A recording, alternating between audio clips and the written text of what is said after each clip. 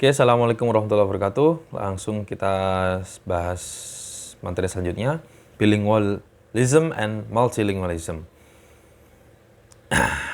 Week 12 dan 14 ini kita akan membahas tentang penggunaan tentang bahasa itu sendiri ya. Kita sedikit pada teori, tidak pada penggunaan teori untuk yang diaplikasikan. Ini teori untuk pemahaman aja.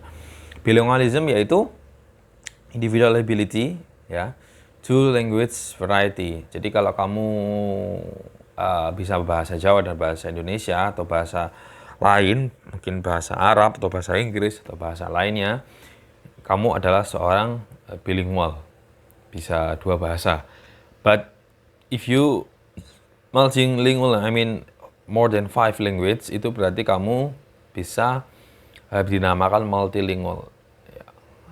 Multilingual, many languages. Jadi bisa berbicara bahasa ini, bahasa itu, macam-macam. Kamu bisa mengerti pembicaraan orang-orang yang dengan bahasa-bahasa tertentu, itu berarti juga kamu multilingual. Nah, di sini kalau kamu mempunyai kemampuan multilingual dan juga bilingual, untuk di era seperti ini, sebenarnya bahasa Inggris itu sudah bukan sebagai hal yang wajib ya, itu sebagai sebuah apa ya, hal yang sudah maklum. Jadi nggak kaget lagi kalau orang itu sudah bisa bahasa Inggris. Jadi kalau kamu belum bisa bahasa Inggris ya bahaya itu. Bahaya karena hampir semua pekerjaan yang sesuai atau dekat dengan bidang anak KPI itu ya memang minimal bisa berbahasa Inggris meskipun tidak begitu baik. Ya.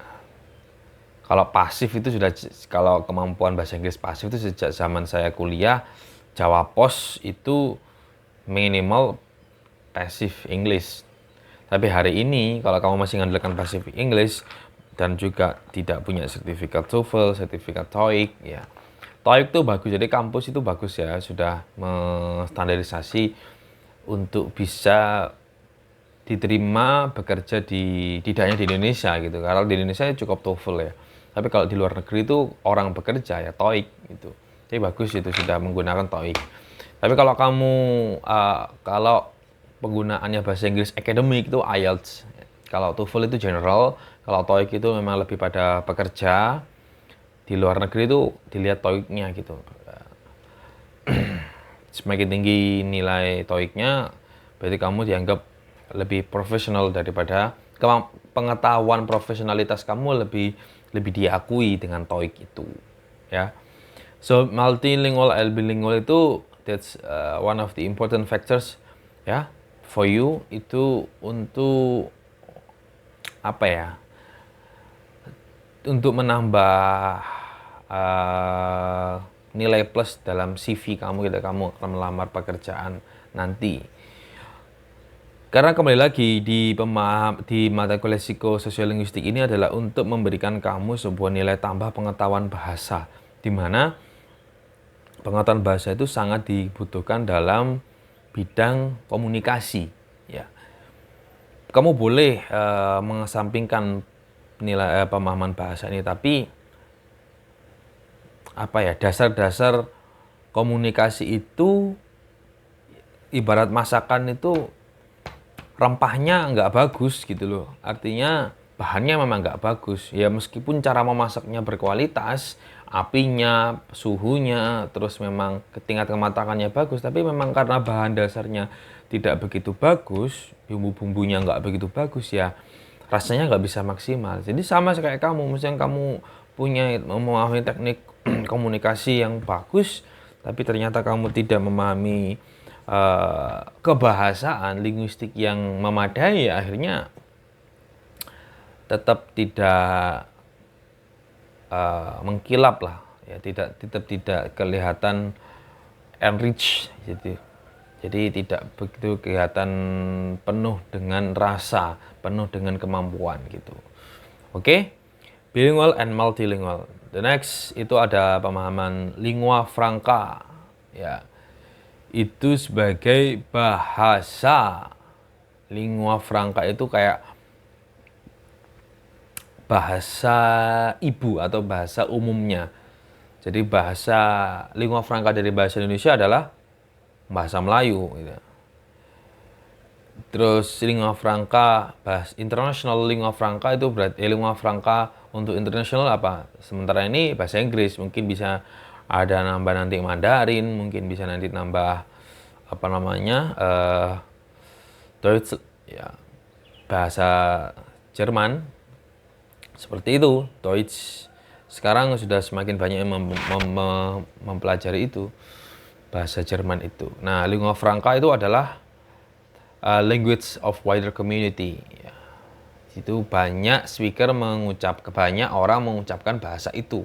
Nah, untuk daerah Asia Tenggara ya Melayu lumayan banyak. Karena ada Malaysia, ada Singapura, ada Indonesia. Sebagian di Thailand dan Filipina juga ada yang menggunakan bahasa Melayu. Itu lingua franca. The next, terakhir belum. Pidgin and Creole. Pidgin Creole nih kayak apa ya? Sebuah terminologi bahasa ya. Nah, Pidgin itu contact language Pidgin. Jadi ada interaksi bahasa antara orang yang berbeda penggunaan bahasanya dipertemukan dalam suatu kesempatan untuk berkomunikasi, akhirnya ada sebuah mixing to culture. Jadi ada sebuah pencampuran kebudayaan, pencampuran hal-hal yang sama-sama dimengerti untuk mencapai sebuah kesepakatan gitu ya. Misalnya kayak di Bali gitu. Jadi ada tourist guide itu mencari sebuah kata-kata yang memang tepat untuk apa yang dimaksud oleh bulenya sendiri itu. Atau di mana ya? Atau enggak hanya itu, misalnya kita berinteraksi dengan bayi ya, atau berinteraksi dengan orang disabilitas itu adalah pidgin, itu contact language, basically contact language itu. Kita mungkin menggunakan bahasa-bahasa isyarat dicampur untuk bisa memahami maksud yang kita inginkan atau maksud antara bule dengan orang tersebut yang diinginkan itu apa gitu. Seperti itu. Atau juga ketika kita suara kita sedang serak, itu sedang benar-benar tidak ada suaranya, tidak keras gitu ya, kita menggunakan pidgin ini, contact language gitu. Ya, evolve between in different culture who speak different language. Ya. Anda pergi ke Madura misalnya, atau Anda pergi ke Sunda, ya. Lalu di situ Anda nggak ngerti apa, misalnya Anda ingin ke suatu arah tertentu, lalu tanya. Nah, terus ada orang yang membantu mengkomunikasikan. Nah, itu juga yang namanya pidgin gitu. Kita hanya bisa mungkin bahasa Indonesia campur bahasa Jawa. Di Sunda ada dua orang yang sedang berdiskusi untuk menjelaskan maksud yang kita inginkan dengan bahasa mereka sendiri gitu. Gitu. Jadi adalah pertemuan dua budaya dalam suatu kesempatan yang ingin mencapai maksud tertentu. Nah, di situ adalah pidgin. Nah, Creole ya adalah pidgin sendiri, tetapi setelah berlangsung lama. Nah, ini sama seperti banyak bahasa-bahasa Belanda yang terserap akhirnya menjadi bahasa Indonesia. Ya. Saya lupa itu, banyak sekali itu ya. Jadi pidgin itu Creole adalah sebuah pidgin yang akhirnya berlangsung begitu lama ya. Akhirnya menjadi sebuah pengucapan yang lebih baik lagi ya. Ini adalah serapan kata ya, serapan kata. Contoh ya, kalau ini contoh kecil aja, tapi saya nggak tahu ini Creole atau enggak. Tapi memang ini banyak terjadi ya. orang Jawa itu kan rata-rata sulit yang bisa bicara F, sama kayak orang apa namanya Sunda ya.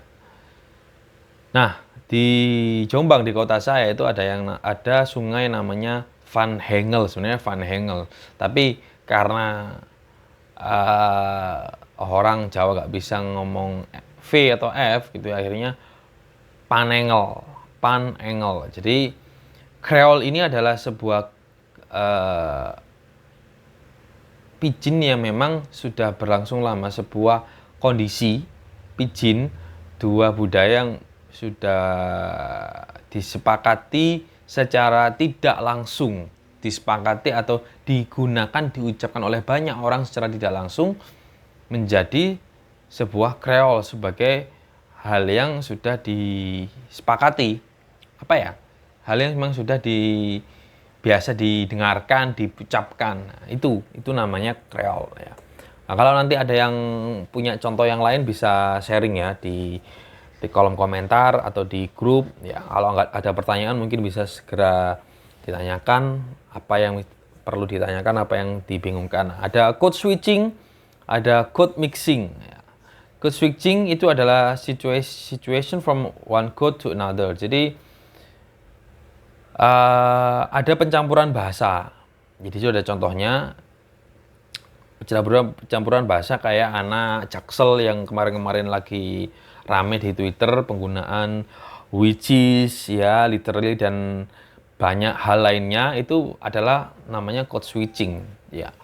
Tapi di Indonesia code switching ini dijadikan sebagai gimmick komunikasi ya, gimmick berbahasa. Seperti itu sebenarnya nggak pada tempatnya code switchingnya. Artinya code switching sendiri itu when you talk to somebody ya, and then dia laki-laki atau dia perempuan itu nggak paham ya, and you may do code switching. Kamu mungkin melakukan code switching untuk lebih menjelaskan itu.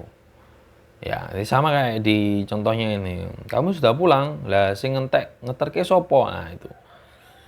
Ya. And then code mixing ya. Dalam satu kalimat, dalam satu ungkapan, code mixing berarti ada dua bahasa yang digunakan. Itu adalah code mixing ya. Nah, ini bisa kamu lakukan, bisa kamu praktekkan, bisa kamu temukan. Ya. Misalnya ada podcast, kamu cari itunya, atau kamu ada di podcast Deddy Corbuzier itu banyak sekali code switching ya, sama code mixing. Jadi itu adalah sebuah pengetahuan dan juga mungkin kamu bisa mempraktekkan itu dikit-dikit ya, bahwa sosiolinguistik ini sangat-sangat segmented sekali pembahasannya, dan memang pembahasan kebahasan ini agak kadang membingungkan, tapi memang sudah jamah kita lakukan. Jadi kok diteorikan seperti ini seperti apa gitu, nggak ada masalah ya. Kamu silakan baca-baca lagi, cari-cari referensi lagi. Kalau memang ada yang belum dimengerti, silakan ajukan pertanyaan. Kalau memang sudah paham, bagus ya. Untuk tugasnya menunggu ya, saya tunggu barangkali ada pertanyaan atau hal yang memang perlu kita diskusikan. Kalau sosiolinguistik ini kayaknya tugasnya nggak begitu rumit ya, tapi entah, lihat aja nanti seperti apa. Mungkin saya menemukan referensi yang lebih bagus atau contoh-contoh tugas yang bagus, nanti saya akan coba untuk jadikan tugas, baik itu tugas UAS, tugas sosiolinguistik ini sendiri. Jadi itu dulu ya. Terima kasih. Kalau memang ada yang perlu ditanyakan, segera ditanyakan agar saya bisa langsung membahasnya. Kurang lebihnya terima kasih ya. Mohon maaf kalau memang belum bisa maksimal. Saya akhiri. Wassalamualaikum warahmatullahi wabarakatuh.